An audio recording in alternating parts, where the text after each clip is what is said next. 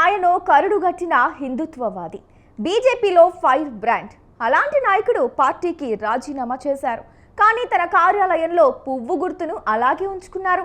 అధిష్టానం ముందు కానీ కొంతమంది స్థానిక నాయకులు వద్దు అంటున్న గోషామహల్ ఎమ్మెల్యే రాజాసింగ్ ఆలోచన ఏంటి? ఆయన కోపం ఎవరిపైన? పార్టీకి రాజీనామా చేసినప్పటికీ రాబోయేది బీజేపీ ప్రభుత్వమే అని చెప్పడంలోని ఆంతర్యం ఏంటి?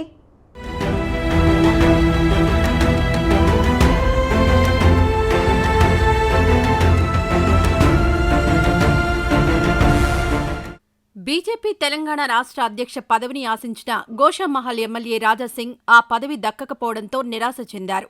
కోపంతో పార్టీకి రాజీనామా కూడా చేశారు.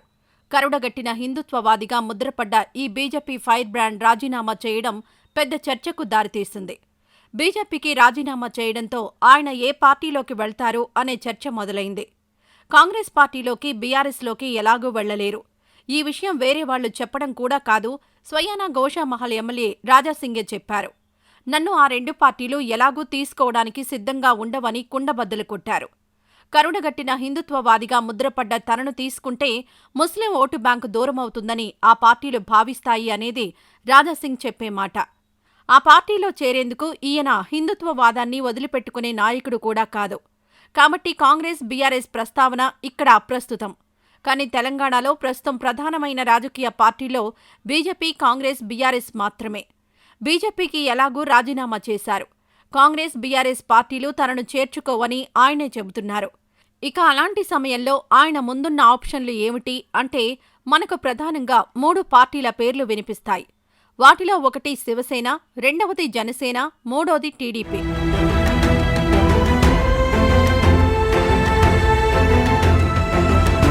మన దేశంలో హిందుత్వవాదాన్ని బలంగా వినిపించే రాజకీయ పార్టీలో శివసేన కూడా ముందు వరుసలోనే ఉంటుంది.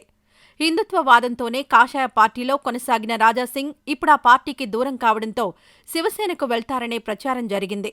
పైగా రాజాసింగ్ ప్రాతినిధ్యం వహిస్తున్న గోషామహల్ నియోజకవర్గం మార్వాడీలు, ఇతర రాష్ట్రాల వారు ఎక్కువగా ఉండేటటువంటి నియోజకవర్గం. గోషామహల్ నియోజకవర్గంలోనే పుట్టి పెరిగిన రాజాసింగ్ ఆ నియోజకవర్గంలోని ప్రజలతో ఎప్పుడూ మమేకమవుతూ ఉంటారు. నగరంలో జరిగే హనుమాన్ శోభయాత్ర నిర్వహించాలంటే నిలబడే నాయకుల్లో రాజాసింగ్ ఒకరు. గోమాత ఉద్యమాన్ని చాలా బలంగా ప్రజల్లోకి తీసుకువెళ్లిన నాయకుడు. రాజకీయ అవసరాల కోసం బీజేపీలోని కొంతమంది నాయకులు కాంప్రమైజ్ కావడానికి తల ఊపినా తాను మాత్రం అందుకు సిద్ధంగా ఉండరు. కాబట్టి ఈయన శివసేన పార్టీ వైపే వెళ్తారని ప్రచారం బాగా జరిగింది.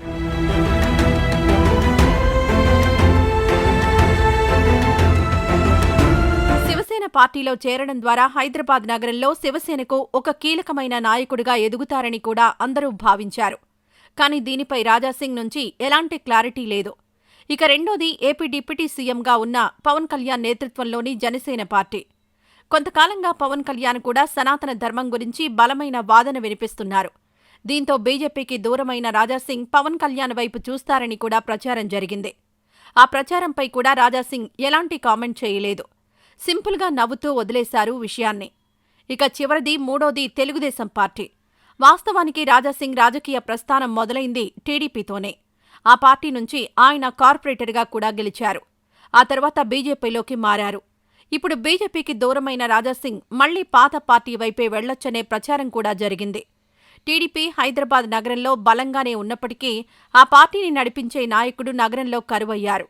గోషామహల్ ఎమ్మెల్యే రాజాసింగ్ రూపంలో అది టీడీపీకి కలిసి వస్తుందని భావించారు. కానీ రాజాసింగ్ మాత్రం ఈ 3 పార్టీల్లో దేనిపైనా క్లారిటీ ఇవ్వడం లేదు.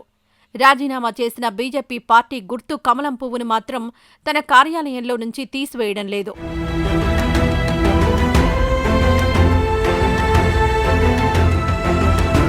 ఏదో కోపంలోనో అలిగో బీజేపీకి రాజీనామా చేశారు. కానీ రాజాసింగ్కు ఆ పార్టీకి దూరం కావాలన్న అభిప్రాయం ఏ కోశానా లేదు. అసలు తన రాజీనామాను పార్టీ అధిష్టానం ఎట్టి పరిస్థితుల్లోనూ ఆమోదించదని గట్టిగా నమ్మిన నాయకుడాయన. కానీ అధిష్టానం నిజంగానే ఆయన రాజీనామాను ఆమోదించింది. దీంతో ఆయనకు ఏం చెయ్యాలో పాలుపోని పరిస్థితి ఎదురైంది. కానీ రాజాసింగ్కు హైకమాండ్ పైన ఇప్పటికీ నమ్మకం ఉంది. ప్రధాని నరేంద్ర మోదీ, కేంద్ర హోంమంత్రి అమిత్ షా, యూపీ సీఎం యోగి ఆదిత్యనాథ్ తనకు స్ఫూర్తి అని చెప్పే గోషామహల్ ఎమ్మెల్యే వారి నుంచి వచ్చే పిలుపు కోసం ఎదురుచూస్తున్నారు. తానొకటి తలిస్తే కాలం మరొకటి చేసిందన్నట్లు రాజాసింగ్ రాజీనామా చేశారో లేదో వెంటనే ఇక్కడ కొంతమంది ఆయన వ్యతిరేక వర్గంగా భావించే నాయకులు కొన్ని విషయాలు హైకమాండ్ చెవిలో వేశారట.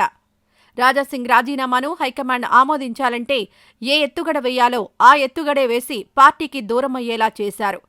తన రాజీనామాను హైకమాండ్ ఎట్టి పరిస్థితుల్లోనూ ఆమోదించదని బలంగా నమ్మిన రాజాసింగ్కు షాక్ తగిలింది.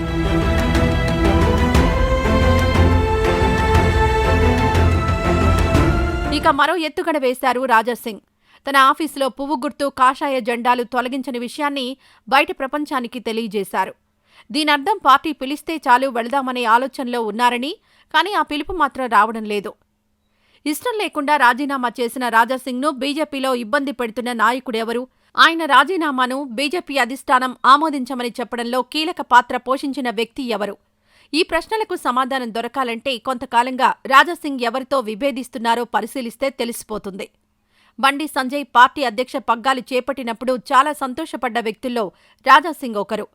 అదేవిధంగా ఆయన పార్టీ బాధ్యతల నుంచి తప్పుకోవాల్సి వచ్చినప్పుడు, కొత్తగా కిషన్ రెడ్డి అధ్యక్ష బాధ్యతలు తీసుకున్నప్పుడు ఇబ్బందిగా ఫీల్ అయిన నాయకుడు రాజాసింగ్.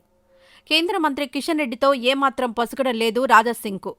కిషన్ రెడ్డి అధ్యక్ష బాధ్యతలో ఉన్నంతకాలం ఈయన దూరంగా ఉన్నారు. పైగా ఆయన చేపట్టే కార్యక్రమాలపై విమర్శలు చేస్తూ వచ్చారు. ఈ నాయకుని పేరు ప్రస్తావించకుండానే కొంతమంది నాయకుల వల్ల పార్టీ నష్టపోతుందంటూ ఘాటు విమర్శలు చేస్తూ వచ్చారు.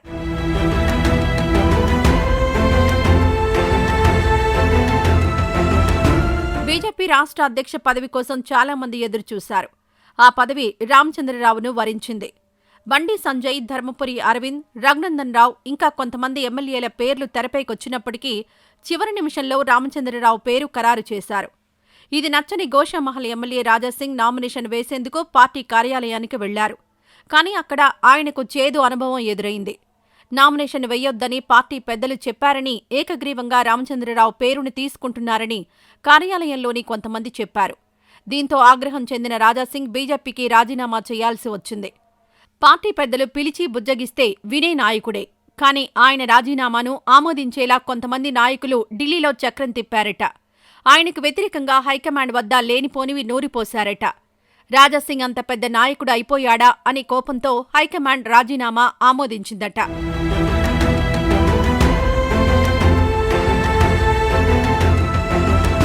పార్టీలోని వ్యతిరేక వర్గాన్ని భయపెట్టేందుకు రాజీనామా అస్త్రం ప్రయోగించిన రాజాసింగ్ అదే వ్యతిరేక వర్గానికి అస్త్రంగా మారిపోయారు. బీజేపీకి రాజీనామా చేయడంతోనే అధిష్టానం ఆమోదం చెప్పదని, తనను పిలిచి మాట్లాడతారని భావించిన రాజాసింగ్కు నిరాశ కలిగింది. మరో పార్టీలోకి వెళ్లని నాయకుడు, బీజేపీలోనే ఉండాలని కోరుకుంటున్న వ్యక్తి పార్టీ అధిష్టానం తన రాజీనామాను ఆమోదించినప్పటికీ తన ఆఫీసులో నుంచి కమలం పువ్వు గుర్తును తొలగించడం లేదు. హైకమాండ్పై పల్లెత్తు మాట అనడం లేదు. పైగా హైకమాండ్ నుంచి పిలుపు ఎప్పుడొస్తుందా అని 1000 కళ్లతో ఎదురుచూస్తున్నారు. హైదరాబాద్ నగరంలో బీజేపీకి బలమైన శక్తిగా ఉన్న రాజాసింగ్ను బీజేపీ కూడా వదులుకోకపోవచ్చు. రాజాసింగ్ కోరుకుంటుంది కూడా అదే. కాకపోతే ఆయన్ను మళ్లీ పార్టీలోకి ఆహ్వానించే సమయం ఎప్పుడు అనేదే తేలాల్సి ఉంది.